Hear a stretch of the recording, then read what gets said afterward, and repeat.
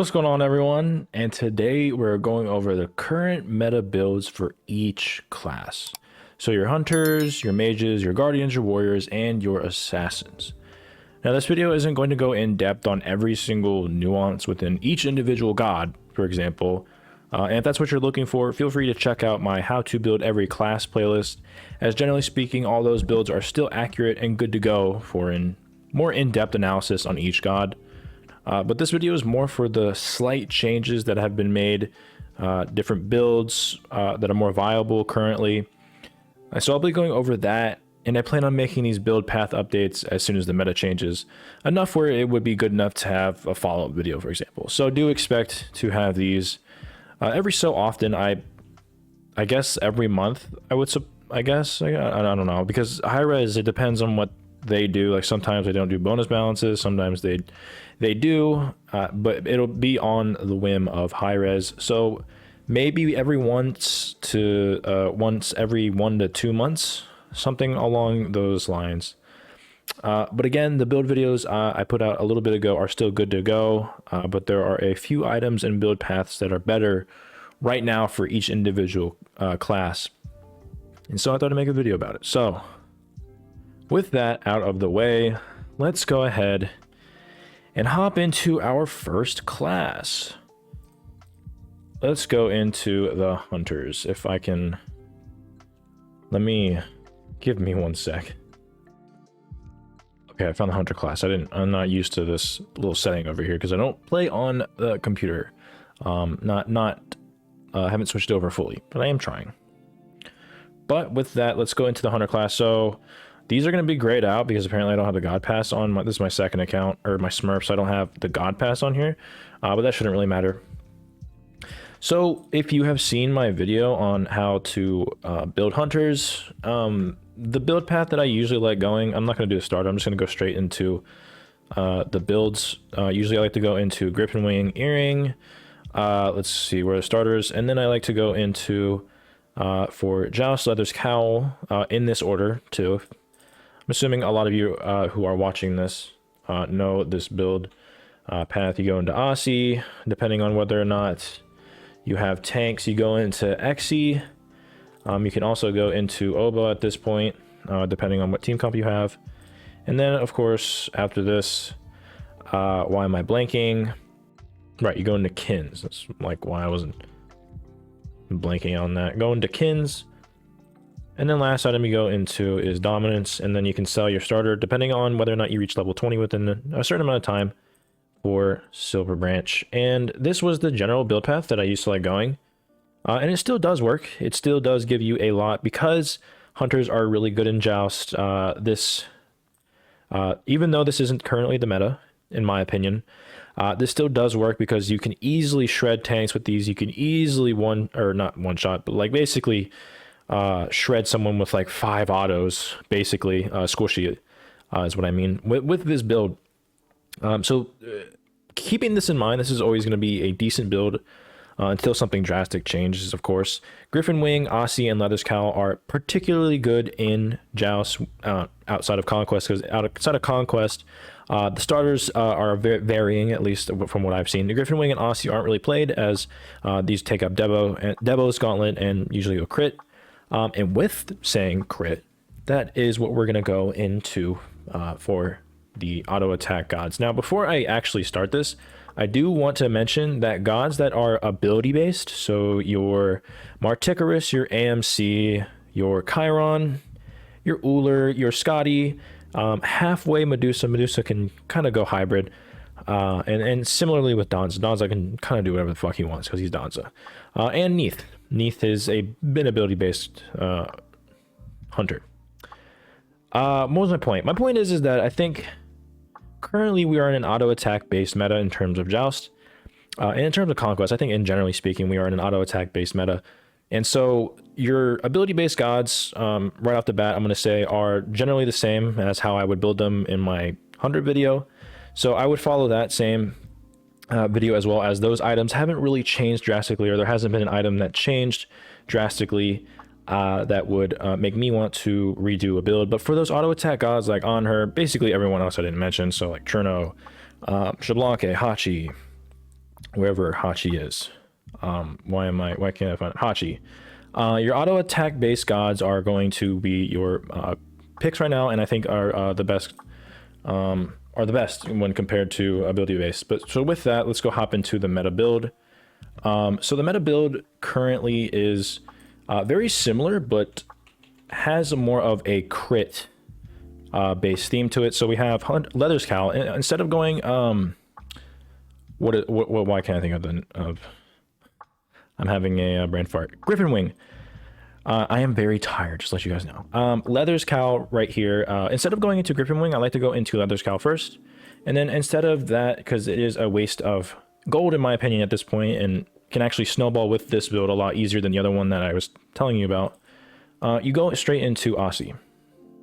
Now, I will explain why this is better in my opinion. There's actually a few things that are the reason why this build is better, but I'm just going to go ahead and throw it out just for you people who just want to copy and paste a build, for example, and want to move on with your life. I've been there before, so I understand. We're actually going to go into a Demon Blade third item for crit. We're going to go into a Dominance. Dominance has been feeling really good for me, to me recently, instead of your Xe pick early game, even though Dominance is a little bit more expensive than Xe. After that, we're going to go into a Deathbringer. We're going to go into a Deathbringer / Fail Not. / Fail Not. And although this has gotten nerfed, this item still is very good. The thing that the thing that it only, or the nerf that they did to Fail Not was they took something out of the passive which used to reduce damage in its passive. Everything else stayed the same. So your power, your critical strike chance, your cooldown reduction, and your physical penetration, as well as your other part of your passive, which also allows your allies to land critical strikes when your ultimate has finished casting, and your next ability or basic attack within 8 seconds that damages an enemy marks them. Well, that's part of the passive. Sorry, but yeah. So the passive, they only nerfed the passive, and that wasn't part of the reason why Fail Not was really good. It was the bloated stats plus the passive was just an extra perk, I suppose. And so Fail Not is still, I think, a very good item. So if you wanted to not do Deathbringer, you can go into Fail Not. And honestly, just because it is crit right now, and crit is very good, I typed in crit. We can just go to crit here. I like going into Bladed Boomerang. It's a very cheap item. It's cheaper than Demon Blade. This still does give you a lot of stats too: physical power, attack speed, critical chance, as well as a passive that allows you to get even more critical strike chance, as well as movement speed. So I think Bladed Boomerang is also a decent pickup. Essentially, I would go Deathbringer most of the time, but these options aren't bad either because they are crit, and crit it currently is very good on hunters in terms of conquest and joust, and I'm assuming everywhere else. Maybe not duel. I don't know about duel. But yeah, that's going to be your 5th item slot, basically. And then finally, rounding it off, we're actually going to go into an Executioner. And weirdly enough, this build actually works really well. So the reason why this works, if some people don't know, Aussie, its passive gives you physical lifesteal, and it scales based on how much damage you do with your autos.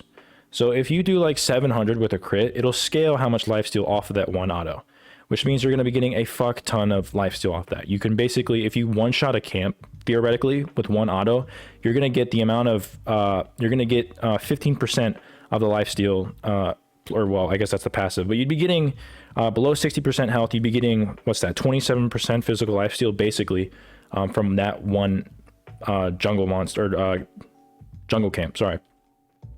So it scales really nice with that. Aussie and crit has always been very synergistic in that way.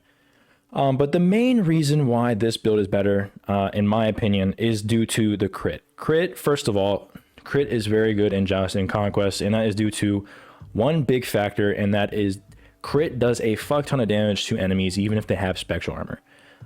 When they buffed Spectral Armor, everyone assumed and just implicitly bought into the idea that Spectral Armor just kind of killed crit.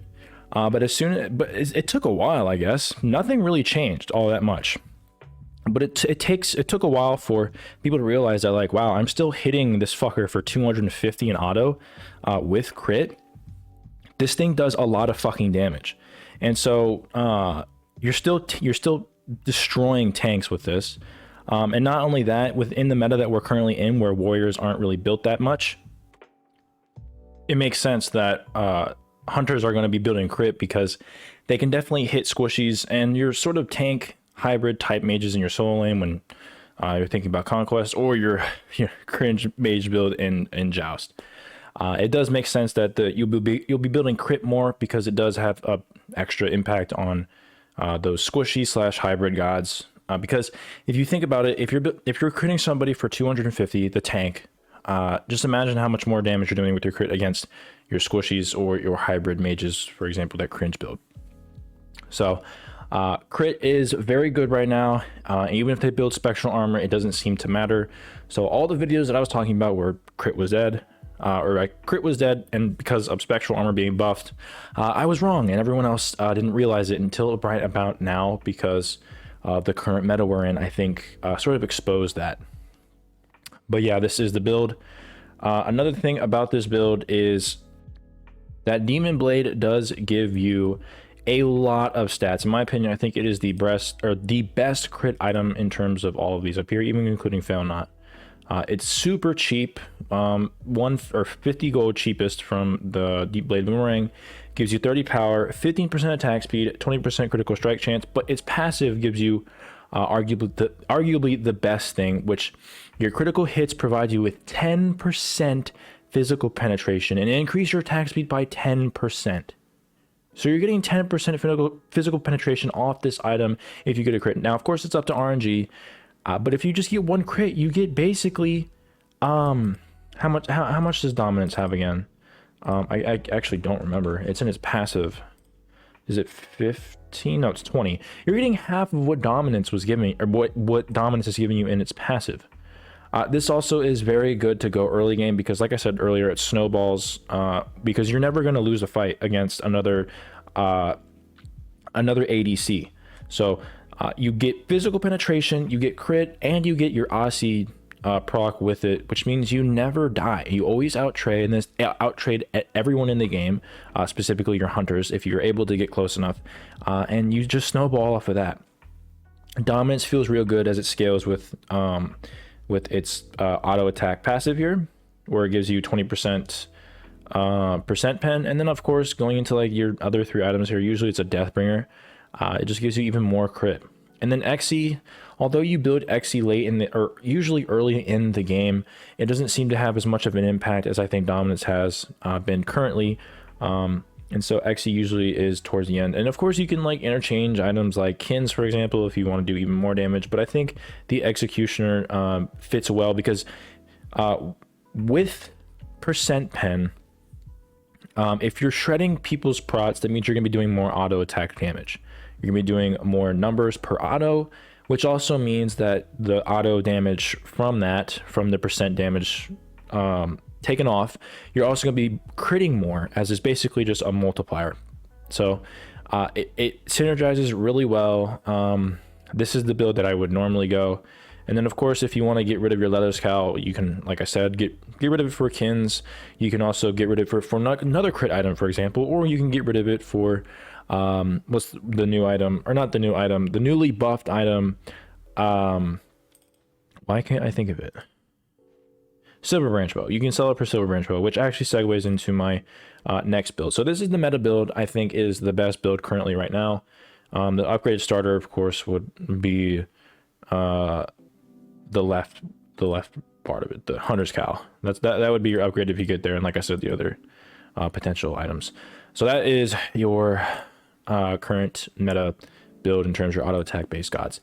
Another build that I think what's going to happen here, with how good that build is that I just showed you, I imagine this is something Hi-Rez will look at and will probably nerf within the near future, along with the tank hybrid mages. If you've seen Fine OK, he's going to Worlds because of that Rajan build that he won with. The same old cookie cutter cringe SPL build, which we'll be talking about soon in the mages section. But yeah, it's still a good build pass. So with their bonus balance, I'm imagining they're going to nerf crit. and I'm imagining they're going to nerf that mage build item. I don't know how important they're going to do the crit. I know they're going to do the mage build thing, but I think in the future they're going to have to change this, I think, because it's even seeing its way into Conquest. But with that, I think one build that I think is really good, let's see, I'm just going to go throw it out here. Griffin Wing, it's basically the same thing as the one earlier. It just has more of a priority over one specific item that we'll get into because of its recent buffs. Third item Aussie. Gonna go into dominance. I do like dominance more recently than Exy. It just feels a little bit better. Executioner, and then we're gonna go into a silver branch. Now, a lot of the times you either go silver branch on gods, or you prioritize silver branch on gods that have more of a stim, like Izanami, Apollo, or Turno, for example. But with its recent changes where they gave even more power per stack in its passive, with its already bloated stats in my opinion, with 10% physical penetration, 30% attack speed, 30% attack speed, which is the main kicker, and 25 physical power, as this whole build should be able to get you at least close to cap, if not cap. It's at 2.42. Now, keep in mind that I do believe you can change. I think one of the main components of this was the fact that you'd be selling your leathers cowl for kins, or that you'd be upgrading this. But hunters builds are very quick to get online, so you can also interchange this with this as well, as I do believe this gives you 5% more. Please gives you 5% more. Yeah, it gives you 5% more. It's not too much, so I don't know if you're actually going to get that much of a significant impact on it. Not really. But keep in mind, like Shoguns and stuff like that. So you're going to be getting way more damage on your silver branch bow than you normally would before the buff to it. I still think silver branch is one of the best hunter items currently, and I think it's going to be seeing some play soon. So I'm basically setting this up because I think this is going to be a future part of the build. Maybe wrong, but I still think this is a very good build path to go into. And so that is your hunters. Let me see if I have anything else. I did keep a little bit of notes here, but I basically went over all of it. But yeah, so if you go back, the meta build is the crit portion of hunters, and that is basically it. There's really nothing else in terms of your hunters that are in the meta. All the other builds sort of are similar, as there's only ability based and auto attack based, and your auto attack based that I said with the crit really apply to all of these. And if you don't want to go crit, you can either go the other build I went with the silver branch, prioritizing it earlier, or you can go the regular old build that is still really good. Just keep in mind that if you are going up against somebody with crit, you're most likely not going to win that trade, especially if they are building Demon Blade right after, basically the third item after Aussie. So I think that's it. Let's go into our next class, which, scrolling down, next one we're going to do is Guardian. With Guardians, let's see. So I guess I'm just gonna go into a build here. This isn't as if you've seen my other videos, this isn't as what's the word, like constructed as well. Like the other one was like right on the top. This is sort of like impromptu, where I'm just going based on what I wrote down and what I think I did in the last video, so bear with me. We're just gonna go into a generic build that we did go on the other video that still does work, keep in mind. Ares usually will go into a gauntlet or prophetic, but usually gauntlet. After that, we did do relic dagger. I still think relic dagger is really good, and we're actually going to highlight that soon. With him, because he has an aura, we do have sovereignty. This is just a generic build that I gave. And I think I did Pythags. I believe that's right. And this build works really, really well, especially with Pythags being in the meta currently. This is a really, really good build. Keep in mind these prots are wrong. But what really made this build good was the Warrior's Axe supplementing for those prots at the beginning of the game, to where you can build Relic Dagger relatively early and you won't have to worry about dying as quickly. So this was the regular build. Now, one thing that is happening with the Guardians, and recently has changed, is alternate timeline. If you haven't already known already, alternate timeline got a huge buff. This fucking item is so goddamn busted. It gives you 40% of your health back. You're basically getting your health, 50% of your health back, basically. And as a tank, when you're level 20 in Joust, that is OP as shit, because you're still having your protections and all that other good stuff that you have as a tank. As you're having all these, you basically have to kill a tank 1.5 times with this item. So instead of Warrior's Axe being an option for any of your Guardians, every singular Guardian is going straight into a Sands of Time. So instead of Warrior's Axe, you're going to be going into a Sands of Time. Sands of Time.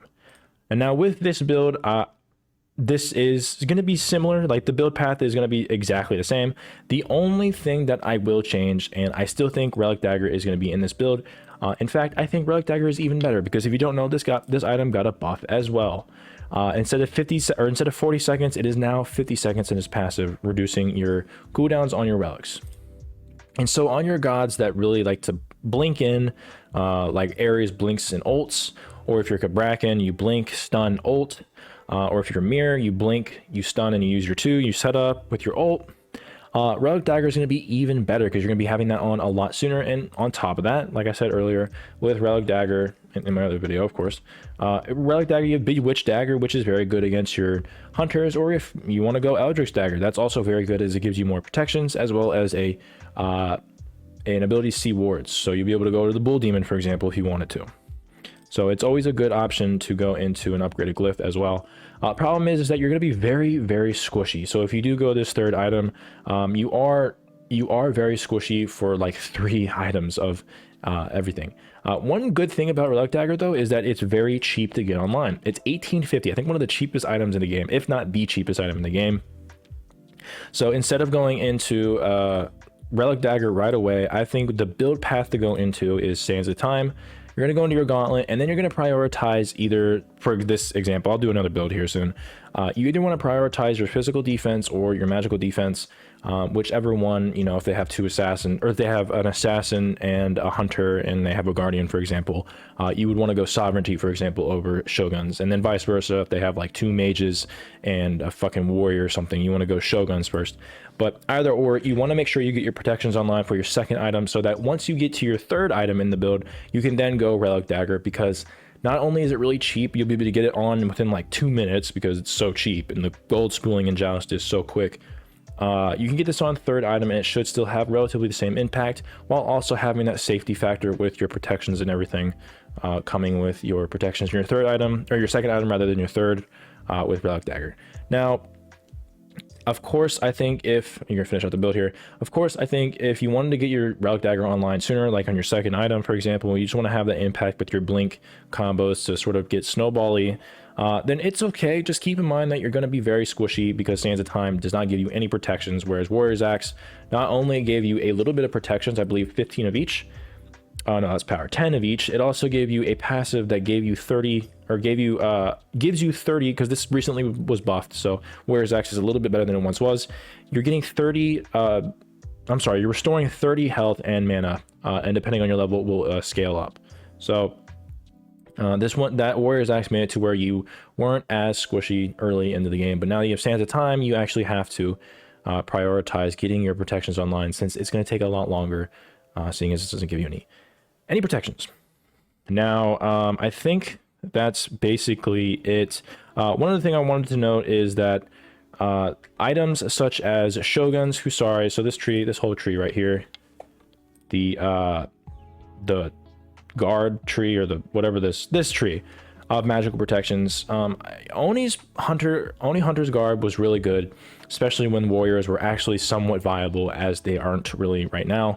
But with Oni's Hunter Garb not being the greatest right now, with Genji's Guard giving you a passive that gives you cooldown reduced by 3 seconds based on magical damage, and then Shogun's obviously for your hunter, these items are very good. Shogun's is obviously an obvious one. Let's take Ares out the picture with the aura item. Let's just say like a regular guardian like Charon or Kabrakan. This will always be good because, you know, if you have a traditional team comp with a mage, hunter, and a guardian, Shogun's is going to be very good for your hunter to get more attack speed. Genji's is also very good in the situation too. Let's say you don't have a hunter, you have an assassin, where Shoguns wouldn't be that impactful. Genji's is going to be your play instead of your Oni hunter's garb, generally speaking. With the advent of these mage, cringe mage, double mage team comps, they're gonna be throwing out abilities. Have you ever seen an E-Shell or a Morgan Le Fay with that 40% cooldown just throwing out abilities while also being tanky and doing damage?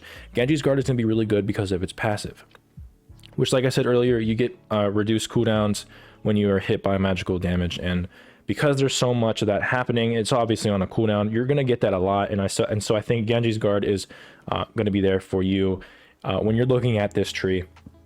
And not only that, it does give you a lot of bloated stats with cooldown MP5, magical protection, and health. So just as a forewarn, what with the meta that we're currently in, I think either you go Genji's guard or you go Shoguns, depending on your team comp. Oni should be your last resort, unless you're playing a niche god that really does value this a little bit more. But generally speaking, those two items are going to be good for you instead of the other one, Onis. But nothing really else has changed with Guardians in terms of their builds outside of those couple of things, as they are basically serving, as Guardians are basically serving the same purpose, as they need to set up, they peel, as well as do damage. But with that out of the way, let's go ahead and look at these Guardians. So Guardians such as your Ares, your Kabrakan, let's see, Athena, your Kuzumbo, your Sobek, not really Kuzumbo, but Sobek is really good. Ymir, obviously. These gods are going to be really good with Relic Dagger, and I think I thought Relic Dagger was really good beforehand when they added the glyph on top of Relic Dagger being a good item before that, even still. I think you're going to want to prioritize Relic Dagger on those gods a lot more. So your Ares, Kabrakan, let me just say it again, your Ymir, your Athena, and your Cerberus and your Sobek. I think I said a couple more, your Geb too. But generally, yeah, those gods that can blink in and get a lot of value off of that, and then also get those relics back. So in case the enemy team did beads or whatever, or, you know, use your CC immune ult, you can then have your blink back up, for example, and just do it again. Or not even with blink, you can have other relics like Sunder, for example. Although Sunder isn't that great in this meta, as double tank isn't really much of an issue as it is your fucking cringe mage team comps, but it still applies as you have all of your relics up really quickly, especially if you upgrade it. Your cooldowns are basically on like a fucking minute cooldown, which is insane. So yeah, definitely want to value your Relic Dagger. But like I said, last thing I want to do here is let's go without a god that gets aura items. So like, for example, your Kabrakan, a standard build would be Sands of Time. Then you would go into a Gauntlet of Thebes. And then instead of going into a Relic Dagger, which I usually go into because you can, and you can still do it, keep that in mind, you still can do it, then I would go into a, what's the item called that just recently got buffed? I think it's Earring, should be in here. Manticore Spikes, yes, Manticore Spikes would go there instead of your Relic Dagger. Then you would go Relic Dagger. Then you would go into an item like Pridwin, for example. Reverent Pridwin on Kabrakan goes crazy. And then let's go top it off with a Stone of Binding. You do so much damage with this build anyways. And then of course you would end off with a alternate timeline. And that would be your final build. I mean, Jesus, this build goes really hard. Actually, let me make sure I do that correctly, because I didn't add this.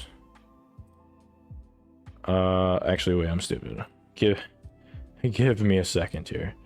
Alternate timelines, the upgraded Gauntlet, Manticore, Relic Dagger, Pridwin, Stone of Binding. This build Fox. You get 10%, 20%, 40%, your max CDR. You have an extra life. You have fuck ton of protections. You do so much damage with your Manticore Spikes and your Stone of Binding, as that's basically your damage. This is basically flat pen. Stone of Binding is basically flat pen. Manticore Spikes gives you even more damage and it's passive. And then also you have your relics up on infinity, infinite cooldowns. And keep in mind that alternate timeline gives you protections as well. I believe it gives you 40 of each protection. So not only is that really good, it's passive, it gives you fucking protections and power. So it's just a busted build in terms of your guardians. But in terms of your guardians that don't go relic dagger, there really isn't much of a change outside of your alternate timeline, which you all have to go in every single guardian just because of how good it is. But that is going to be your guardians. Oops, I did not mean to do that. But the next one we're going to go into is assassins. Now, assassins. I have a lot written down here, so keep that in mind. There's one god in here that I think is a sleeper pick that I'm going to be just doing a general build on. But one thing to keep in mind with all guardians, assassins, is the new item, not a new item, but a newly buffed item is what I should say, and that is beat stick. I think beat stick is going to be very, very, very important in this meta, or this part of the meta. Brawlers beat stick got 5 increased power, which isn't all that much, but it scales nicely. But specifically because of the cringe mage builds that are still being fucking disseminated across every single game, they're going to be healing for a fuck ton. Beat stick is going to be an essential part of that, and it also Hi-Rez gave it a incentive by giving it 5 extra power. So Brawler's beat stick is going to be one thing you're going to want to pay attention to more often than not because of how much healing is currently in the game, surprisingly. Even though like the healing meta for like Hell and Afro aren't really that great right now, the healing from your other mages aren't fucking making up for that. So beat stick is going to be a part of a build that you're really going to want to pay attention to. And then other items such as Runeforge Hammer, I think on gods like, where is Neja? There he is. One thing that I think has been in the meta recently is fucking Runeforge. Runeforge has been really good. I already knew it was a good item, especially on those niche gods. You know, like your Horus, your Neja, for example. Runeforge Hammer does really good because if you don't know, it's passive. Once you throw out a hard CC, you do extra or creates a runic symbol that lasts in the ground for 5 seconds, and when you're in there, you take 15% more damage basically. And so gods that have reliable hard CC will definitely will be really good with this build. So Neja is one of them that's really good with Runeforge. Let me see. See, Fenrir is okay with it, not terribly great. And then Thor is very good with this. If you're able to, where is his abilities? If you're able to use your 2 and then use your 1 right after, this stuns them, which is a hard CC. And then you throw out your hammer, and they take 15% more damage. And if you know anything about Thor, his 1 does a fuck ton of damage when you're able to secure your 2. You're basically half hitting at the beginning of the game as a tank. So if you're able to have Runeforge early in the game, you're going to be destroying them even quicker. So I think that's a sleeper item for Thor as well. Other items, let's see, other gods. Ratatasker is really good with his 3, as this does do a stun. And then usually when you use your 3, you use your 2, which also gives you prot shred, so that's very good on Rat as well. Usually you want to build your Runeforge earlier into the game. And if you're building sort of hybrid / tank, you're going to probably have to sacrifice a god or an item like Heartseeker if you want to be really tanky as well. But I will go into some things where you can actually go into a couple items of damage because of the meta that we're in. But before we get into that, I want to talk about Bluestone as well. Bluestone is a very good item as well too. Bluestone has sort of been built on everyone, on almost all like warriors and assassins outside of a couple that really benefit out of Warrior's Axe. Warrior's Axe isn't as great as I thought it was going to be when it initially came out, and that's just because it's the simple fact that you can't get to level 20 reliably, and so Bluestone throughout the entire game is going to have a much bigger impact. But because of Warrior's Axe being recently buffed, I think that Warrior's Axe is still a good item. So we're sort of in the same situation where I said in the other video, but before Warrior's Axe was buffed, and the buff isn't that significant, it's pretty good. It's a pretty good buff, but it's not like groundbreaking. So I think these two are still going to be very contentious, but like on gods like Thor, you want to go Bluestone, for example. And you know, gods like a Set, for example, just deals so, like if you're able to use your 2-1 and you're able to get off that damage, rocking Warrior's Axe is actually going to be very, very good. As early in the game, if you play set, you can basically half hit that with your Warrior's Axe combo with your 2-1. So, yeah, think about those items. Let me see. Give me 1 second. But yeah, okay, so we're gonna go into the tank gods. So Fenrir, for example. Fenrir, I guess I can sort of just make a build here because I do have another build path that I do want to go down with Neja, as I didn't say it in the video, or in the original video. With Fenrir, he can go pretty tanky. He's not really built as a damage character like Bastet, for example, who basically goes straight damage. He has power in his 2, and then if you build one item like Serrated Edge with its passive, you can basically get up to like over 100 power while also having like 200 of each protection. So generally speaking, you want to go tanky. But with Fenrir and a god like Lancelot, for example, which I think is still an underrated pick, Warrior's Axe, you don't want to go Bluestone on Fenrir. Like I said earlier, some gods are very good with Warrior's Axe, while others would rather go Bluestone. And Fenrir is one of those gods that can really go Warrior's Axe.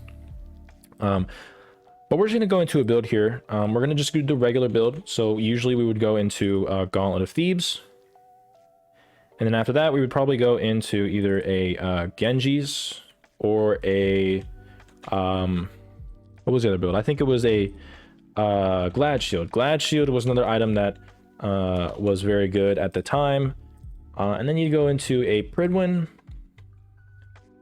Probably a Reverent Pridwin. And then for Fenrir, I think Serrated is good, but also Heartseeker is another item that I think I probably highlighted as a good item to substitute for. But Serrated Edge gives you so much. This used to be the old build that I do believe I gave you when that video came out, which is still this build is still pretty good. I do like that you get basically you have capped CDR, you have fucking over 200 protections, you will, with the gauntlet and stuff like that. And then with Serrated Edge, you do have with your 2 stack, you get over 100 power with it, which is actually nuts, because as Fenrir, after you level your 3, you're leveling up your 2. So this build is very good. However, one thing that has changed is the fact that so basically with warriors and basically warriors not being in the meta, you're going to want to prioritize, in my opinion, you're going to want to prioritize doing more damage, as hunters and mages really shred you.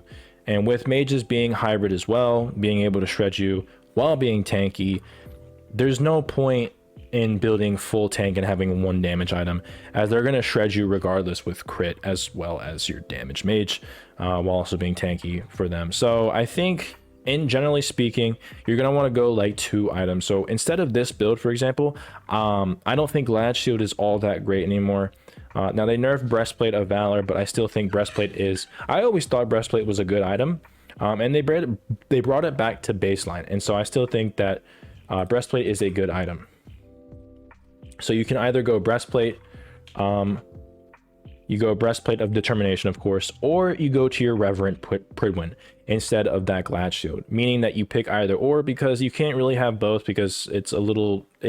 you can, but it's not as stat sufficient as it would be if you just went one or the other, because you do want to go 2 damage items, and you can't with this build unless you got rid of Genji's Guard, which you still can do, but I still like having that Genji's Guard there. So again, you can go both of these. You'd have to get rid of Genji's Guard probably, but I think that the better option here for Fenrir is to go into a Pridwin, and then going into a Serrated Edge, and then into a Heartseeker.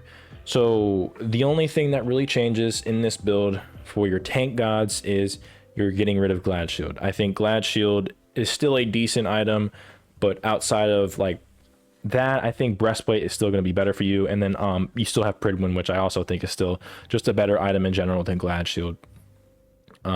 So obviously you can go either or both, depending. You just have to switch this up, but I think going 2 items at the end is very good, because you're going to want to have that power and damage to try and solo the backline, as assassins are very good in the meta right now against your double backline. For example, if you have a traditional team, like you have a mage and a hunter, assassins are very good at backlining, and so if you have more damage, you're going to be able to do it a lot easier. And because you get blown up anyways, if you're going full tank with one item, for example, that's damage, it's not going to be that much significant in terms of dying quicker.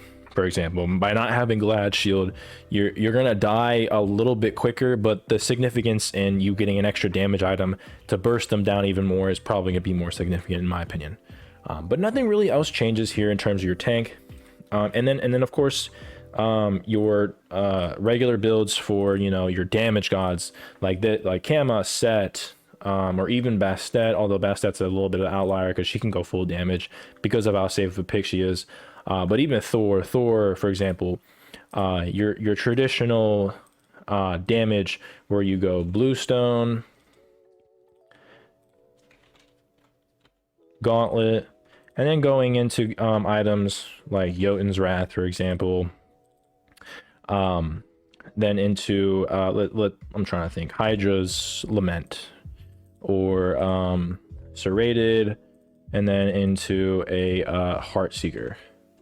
And obviously have you can have your Titan's Bane as an alternative, because this does overcap depending on its passive. You can get up to 60% percent pen at max, because Serrated does give 20, and it stacks with its Titan Bane's passive, for example.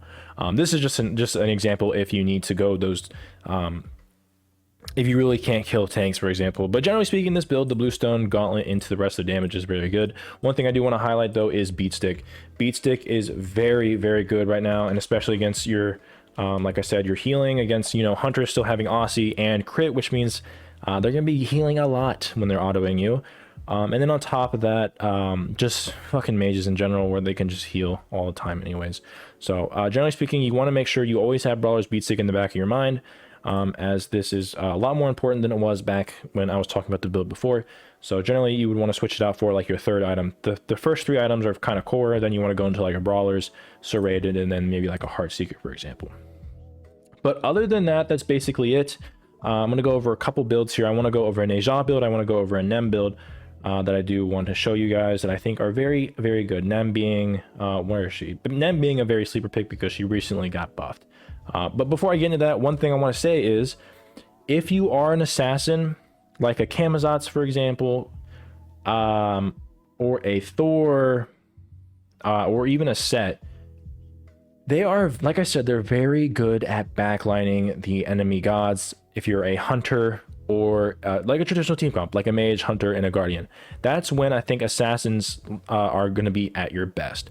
So if you ever see a traditional team comp, always keep in mind that someone can play an assassin to backline them. So having a Mage, Assassin, and a Guardian is, I think, a better team comp into a traditional team comp, such as a Guardian, Hunter, Mage. So keep that in mind. But caveat is that a lot of, depending on your, like your, if you're talking about your Set, Camazotz, Thor, or even Nem, or Rat, for example, a little less than Rat, because Rat can do a little bit more than they can in terms of your tanks.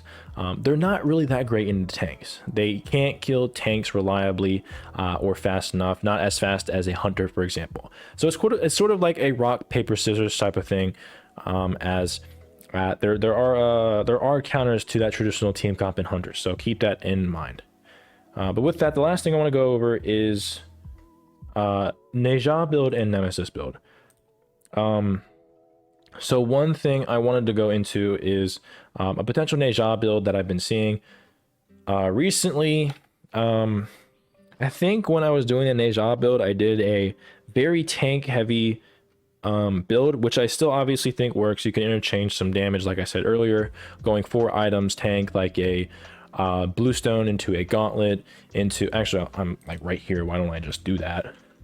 Going into, like I said, your Bluestone, your Gauntlet, into a Genji's, because Genji's are really good right now, like I said earlier on when I was talking about Guardians. It still applies over here because of the passive, with mages being in the meta. What's the other item? Pridwin or Breastplate. With him, I would go Pridwin because of the his passive works really well. He's in the air and it explodes on them when he comes down. You can honestly go not Reverent Pridwin. You can honestly go the other Pridwin that does exploding damage, because it does explode as soon as you come down. So just for the sake of this, let's do Glorious Pridwin. And then you can go into items like a CAD Club, for example. I do like CAD Club, as this does cap out your damage, and then you can go into like a Heart Seeker. I'm sorry, it caps out your CDR, cooldown reduction. And you can go into like a Heart Seeker. Your last items being damage. So it's basically the idea of what I was talking about. You want to have more damage in this meta, I think, while also sort of being tanky, but not too tanky, as I don't think you can do as much as you did last meta, as the mages and hunters are just shred you regardless. But one build that I do like to that I've been seeing a lot and I think is really good is based off of an old gamer known as Cosmos. So Cosmos has done this one build where he goes Bluestone. He goes into a Gauntlet of Thebes. Oops. He goes into a Gauntlet of Thebes. I believe I'm sort of making my own part of this, but it is from Cosmos, so it does make sense why this build works. I like going into a breastplate, like I said earlier, of the Termination or a Pridwin with him. It depends on your on the team, but I generally speaking would go just into a Glorious Pridwin. And after that, I would go into a CAD Club. CAD Club gives you that 10% cooldown, as it does do that, and also makes you heal a fuck ton with your 2, as long as your passive is up. And then after this, I like going into a Runeforge. Like I said earlier, Runeforge is really good on those gods that have consistent CC. And so that would be your 5th item. And then last item, because it's gotten recently buffed, Mantle of Discord, I think, is a stellar last item for this build, as you do have a lot of fucking damage. You have 65 power, but keep in mind, get that out of the way. You do have 65 power, but keep that in mind. Keep in mind that Nejada does a fuck ton of damage, and then also Runeforge passive. You're also healing a lot with CAD Club, and also has another aura that increases crowd control reduction and gives them movement speed. But you're also getting Mantle of Discord. Now this does overcap your CDR, or wait, no, it doesn't. I'm thinking something else. This does cap out your CDR once you get Mantle of Discord, and because of how cheap it is, and it's not really cheap, but it's cheaper. I think last item Mantle of Discord, with how cheap this build already kind of is sort of makes it really good. Not sort of, it does make it really good. So this is another build that I like to go on Nejal that I've been seeing. It works really well. I've tested it out frequently, and I do think it is a really good build, and not only that, it's fun. So. And then lastly, we're going to go into Nemesis. Nemesis is a very good god, not only in Conquest, I think, as recent buffs to her, as well as Erendite makes her really good. One build that I like going into, and Hefe Flow is going to probably get upset with this one, but I'll make sure to shout out his build as well. I like going into just the regular build that Nem usually goes into, which is, did I put Warrior's Axe? I think I put Warrior's Axe down. Warrior's Axe Gauntlet, and then the rest of the build into a Jotun's Wrath. And then here you can have a couple options. I think you can either go Hydras or you can go Erendite. Erendite recently got a buff where it gives you % movement speed now, just generally speaking, so I think that is very good.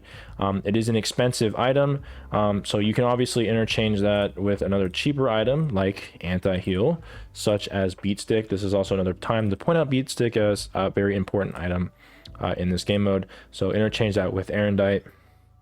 Or you can go into a Hydra's Lament. Hydra's Lament is very good as well. Generally speaking, though, I do like going into Hydra's Lament over Erendite. But obviously Beat Stick, if there is healing, you always go Beat Stick first. But Hydra's Lament is very good. It's cheap.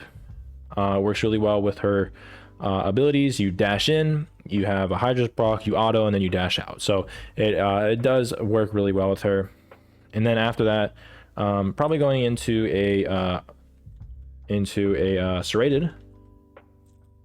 Going into a Serrated in the last item into a Heartseeker. Now with her, she has a lot of build paths. So don't think that just because I'm giving you an ability-based build that she can't go like a Kin's, or yeah, Kin's Xe, for example, like into Heavy Xe, which I saw Hefe was cooking. So This build is, generally speaking, the build I like to go. You can actually interchange Serrated, for example, or Heartseeker with Erendite, depending on what team you're going up against. Like, if you're going up against a double squishy team, where you don't really need the percent pen all that much, you can go into a Gauntlet, Jotuns, Hydra's Lament, Erendite, and then Heartseeker.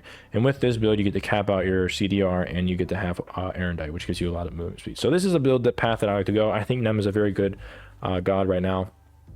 Now with Hefe's build, which I've been testing out too, and I do like it.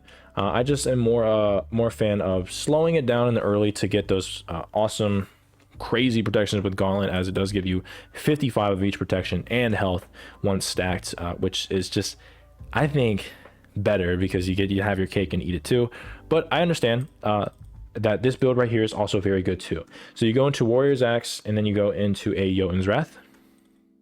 Jotun's Wrath, this does give you a very good early game spike. So if you are going to go this build path, you do want to make sure that you're going to be more aggressive with Nemesis, as this is definitely a build path that makes you a lot more aggressive and deals more damage, as Nemesis recently got a buff. So you can definitely get away with that. And then from here, because it's general, it'll also depend on what team you're going up against. I'm going to Breastplate of Determination. Even though it got nerfed, I still think it's a good item. And let's say you're going up against a magical team where you don't really need Breastplate of Determination, even though I still think it's very good even in that comp. You can go into an item such as Shoguns, and Shoguns, can I please type? Thank you. Shoguns is really good here as well as an alternative depending on your team comp. And then very similar to like a Gauntlet, I said, the rest of your items are going to be damage. So Hydras. For the sake of this, let's do Erendite, just because there are a lot of traditional team comps. Heartseeker, I'm sorry, Hydra's, Erendite, and then Heartseeker. Again, you can go auto attack base, such as Kins and XE, like I said earlier. But yeah, that's basically a very aggressive Nem build that is also very good too. But yeah, that's basically all of your assassins. Not too much that change outside of giving you a couple new builds.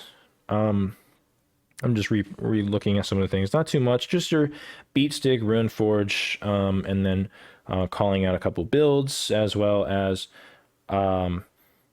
making sure that, you know, your tanky gods actually build a little bit more damage, as I think this meta calls for it, as your hunters and your mages are still going to burst you down regardless.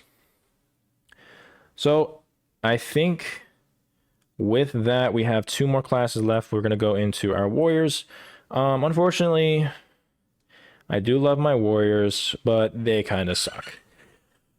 If I'm looking at all the warriors here, I would say, let's see, 1, 2, 3, 4, 5, 6. There's 6 warriors that you can say are good.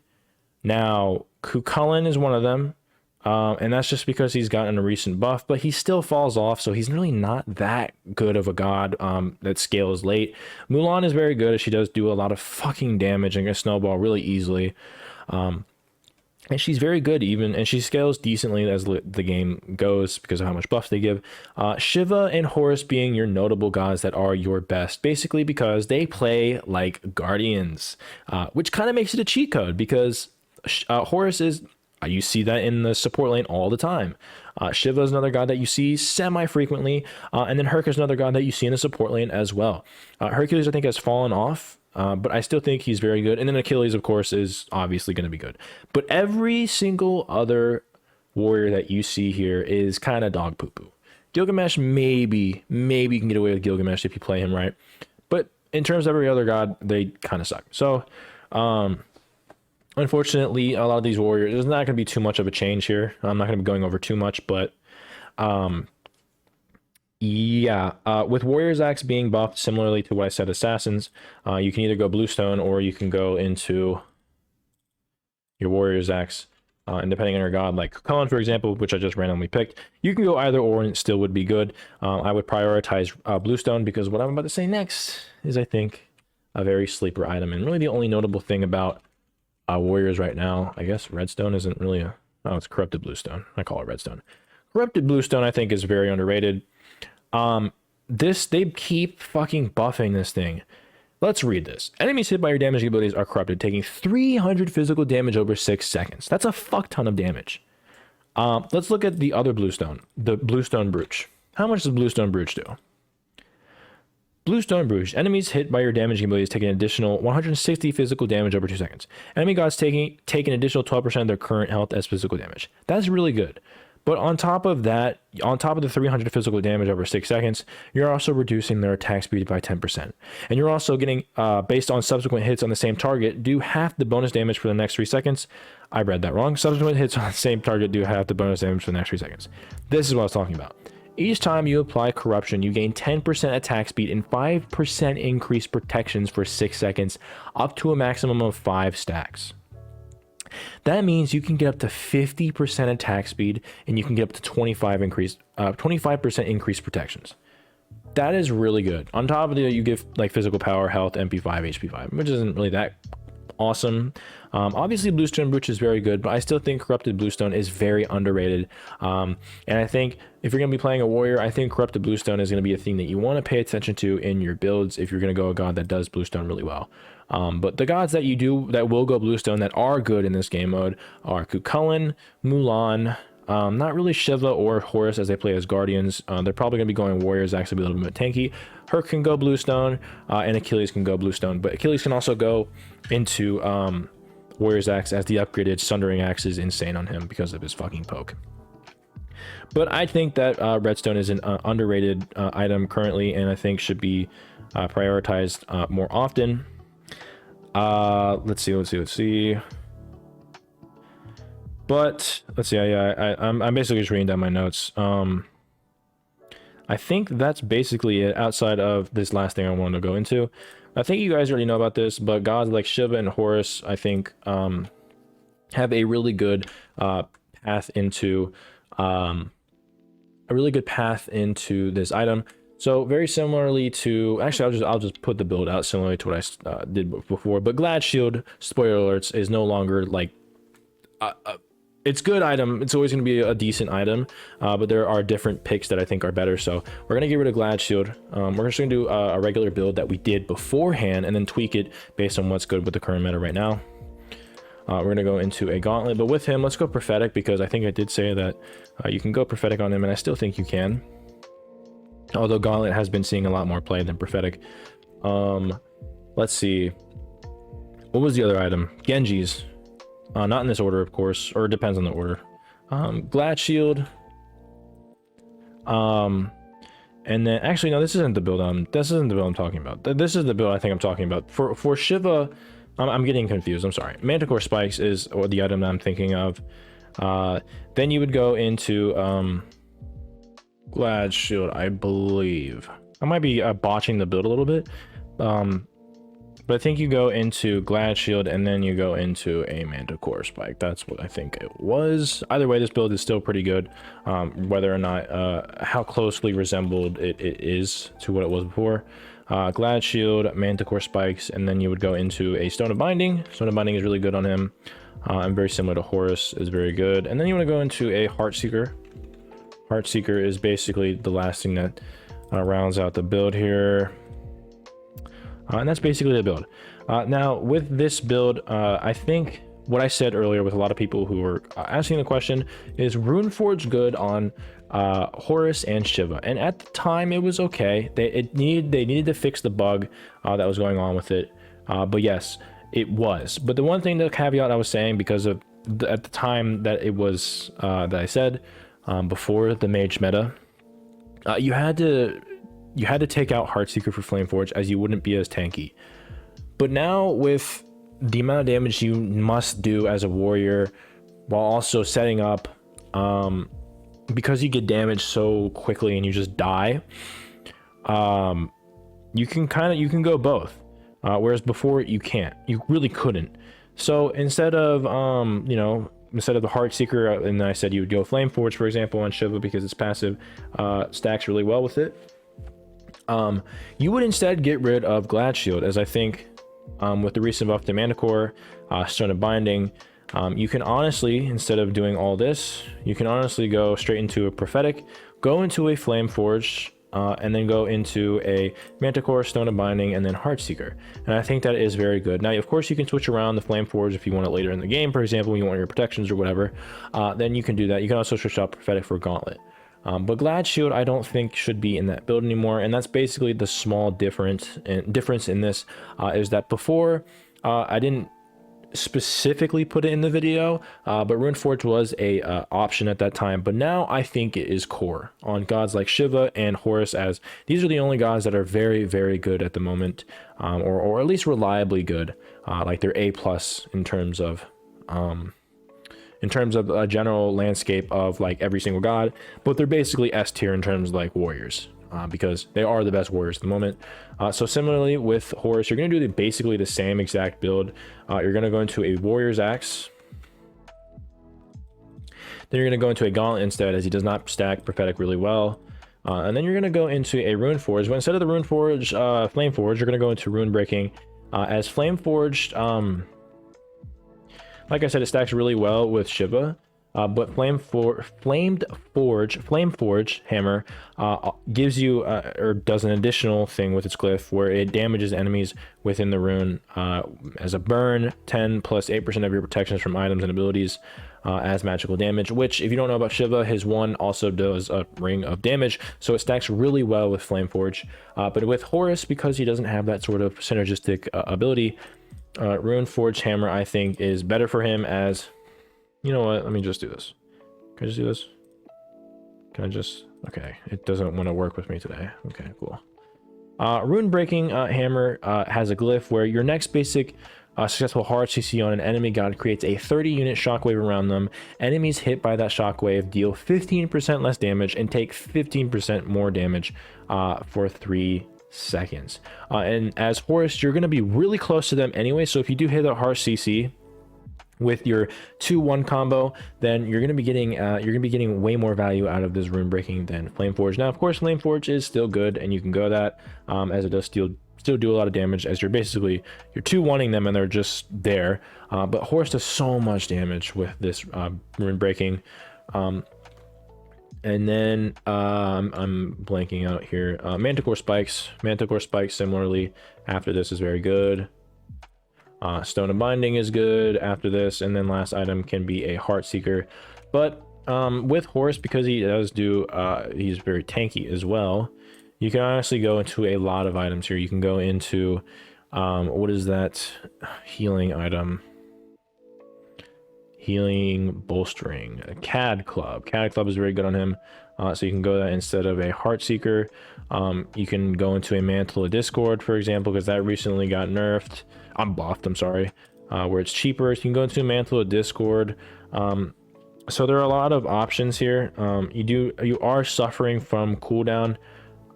So you can also go into like a Breastplate earlier. I don't think Pridwin's really good on him. But instead of like your Glad Shield, you can go into Breastplate. And I guess I did mean to mention that with Shiva as well. You can go into that build too, but instead can go into a Breastplate in terms of like, maybe if you don't want Manticores, for example. Actually, I'll just build it here just for clarity's sake. We still want your 2 damage items.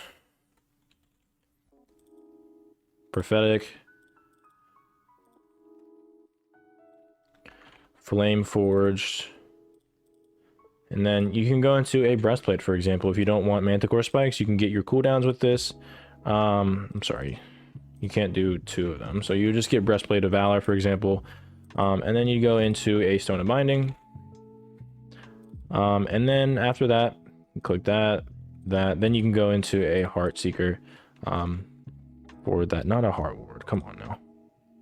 Get that out of here. Stop it! Alright. Heartseeker. And that would be your last item for there. And then, of course, if you want like magical defense, you can go to Genji's there as well. So basically, this will be your build back and forth with these as well. And that would be your build, obviously going to Sundering Axe as well. But this is copy and paste for Horus, as well as, I think, the only difference between that is that with Flame Forge, you're going to go that majority of the time with Shiva. And then with your Rune Breaking Hammer, you're going to go more of that on your Horus, as I think that's better on him, based on, you know, the synergies and stuff like that. All right, and with that, let's go into our last... Oops, I keep doing that. Let's go into our last class. And that is your mages. Let's go into mages. So if you don't know already, we're just going to do this really quickly. This shouldn't be too long of a class here.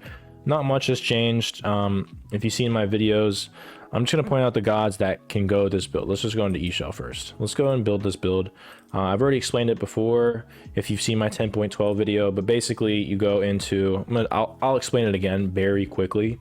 We're going to go into Vamp Shroud, but I'm going to go ahead and just place the builds first. Vamp Shroud, go into a Pythags.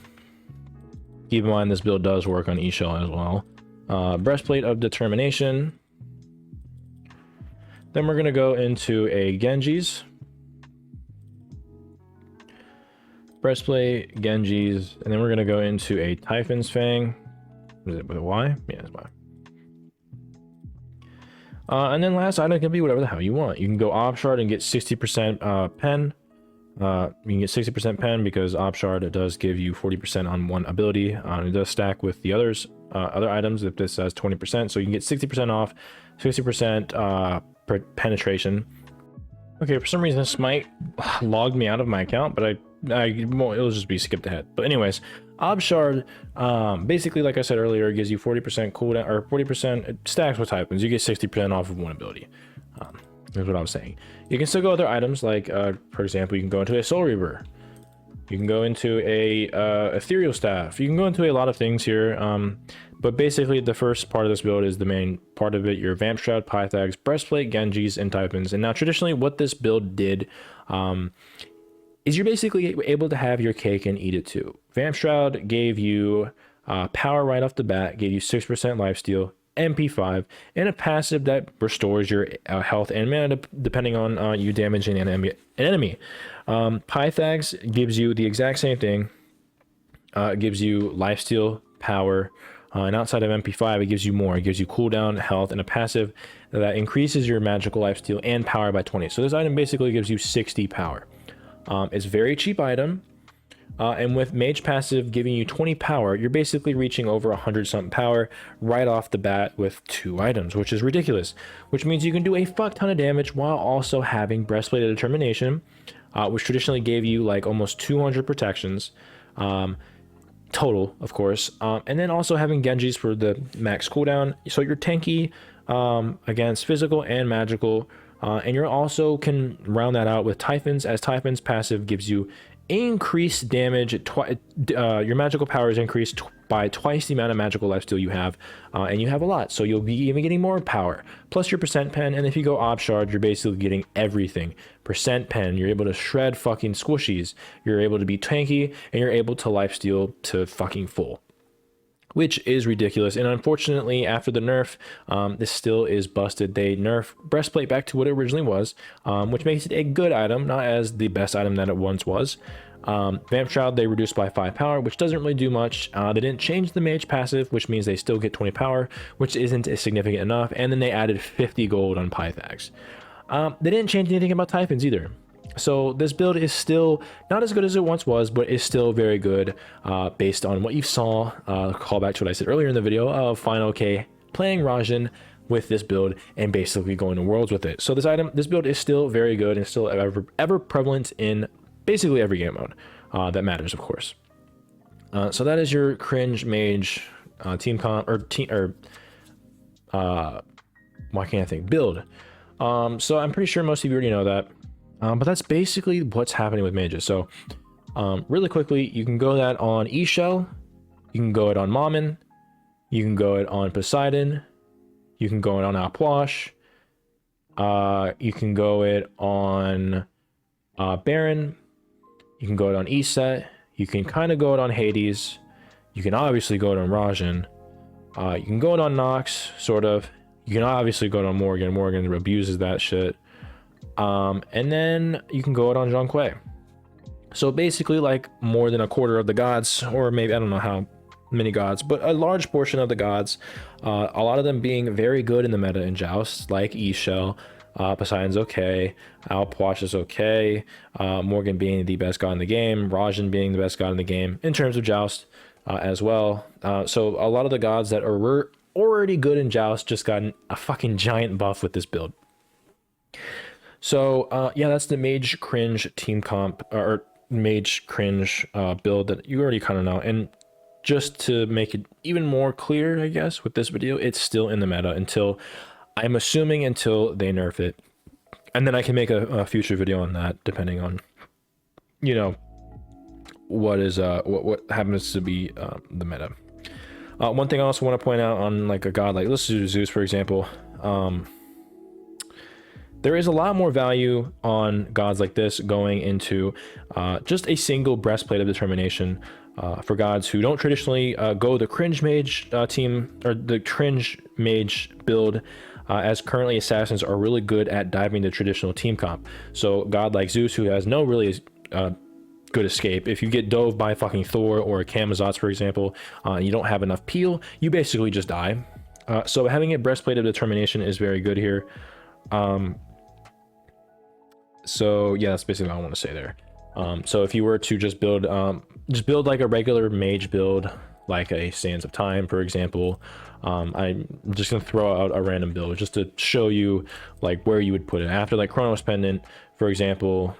Let's not do Chronos Pendant because it overcaps and I'm kind of getting fidgety about that. Let's just do Spear of Desolation or something. You know what, let's do Book. Fuck me, god damn it. Do Book of Thoth. Then you could go into like a breastplate of determination, and then you can go on with your build, for example, if you want divine or whatever. If you want fucking goddamn Rod of Tahuti and then like an E-staff or some shit. That's basically what that's what you should really be doing here. So having a breastplate like somewhere towards the early part of the game will definitely give you those protections, and make you not one-shottable by your assassins earlier in the game, as later in the game you are going to be one-shottable even with that breastplate, just to keep that in mind. But I think that's all of the mages thing. I wanted to go over one god that I wasn't able to go over because it wasn't out at the time, which is Mom and Bridget. So in Joust, I think this will be the last thing I go over, and then that'll be the build. So you can obviously go the cringe you can obviously go the cringe build where you go that Pythags, breastplate, oh my god, Genji's, and then you can go into a Typhon Spang, and then the last item you can go, because she doesn't have a lot of scaling, I would just go Rod of Tahuti with her, as that does really good with her. And that can be one build, for example. That would be like your cringe mage build, which does really work well on her. The other build that I think I like better on her in ranked Joust is Sands of Time. So you go into Sands of Time, as that's the best item even on mages as well. I'll keep in mind that mages also build Sands of Time, similarly to alternate timeline being the best item in the game. You would also apply that to mages as well, if I didn't make that clear already. You can also go Warrior's Axe on her, as it does do well with her. It does have protections or whatever, but generally speaking, Sands of Time is just better. After that, I want to go into a Gauntlet of Thieves, very similar to a lot of the assassin builds that I was talking about, like Camazotz, Set, and Thor, for example. You can go into a Gauntlet, and then the rest of the build go damage. With her, because she also has a lot of, she doesn't really have that great of scaling in her abilities, but her passive was what really makes her shine with her autos. I do like going into a Bancroft's, did I not type that in right? Bancroft's, there we go. Bancroft's Nimble Bancroft's Talon. Now you don't need to buy this right away, but eventually go into that glyph. And then after that, because she does auto a lot, you can you can use your 2 to auto cancel, for example, if you're close enough, of course. This does also give you a lifesteal, so you're getting a lot of lifesteal here, 10% plus 8%, and then to, you know, have even more lifesteal and to gain more power based on the passive of Typhon's Fang. You get more power and you get more lifesteal. You get magical penetration. And then finally, to round out the build, I like either going into a Rod of Tahuti, preferably Rod of Tahuti with her. And then the last item, we can go into an E-staff, just as a, you know, if you want to kill tanks a lot easier than Rod of Tahuti. But generally, I like going Rod of Tahuti. And then this does very similarly have the same effect as like an assassin would, like a Camazotz, Thor, and Set, like I said before. You don't really need a lot of cooldown with her, but of course after that you obviously want to go into an alternate timeline because she does die a lot. So if you're ever able to get to that point, I would always just go into an alternate timeline. And with this, that is your Mammon build, and a lot of mages, you do want to keep your starter because that upgrade starter alternate timeline is the best in my honest opinion. And yeah, that's basically your Mammon build, your 2 Mammon builds, very quickly, as I didn't want to make this a long video, but it turns out it's going to be. So that's basically your meta update review. Let me know how you want this, or how you took this, because the way I wanted to format this was to be a little less strict in terms of going off on each god, but I wanted to make sure I was able to go a little bit in depth on each class to make sure that you guys understood like the general meta that we're kind of in, that we kind of shifted into. It's a little bit of a nuanced meta. Like I said earlier, the builds from my other videos still apply, but I want to make sure that I do update this regularly. So do let me know if you like the fucking impromptu where I'm like sort of kind of pausing, sort of thinking, then let me know. But if you want more of the strict, like written down, step 1 to step 2 type of thing, where like with the other build, for example, having it more structured, let me know if you want that either, or if you don't care, let me know either, or let me know that too. So last thing, I think the last thing would be just closing it out. Yeah, so comments, feedback is much appreciated. Like, comment, and subscribe.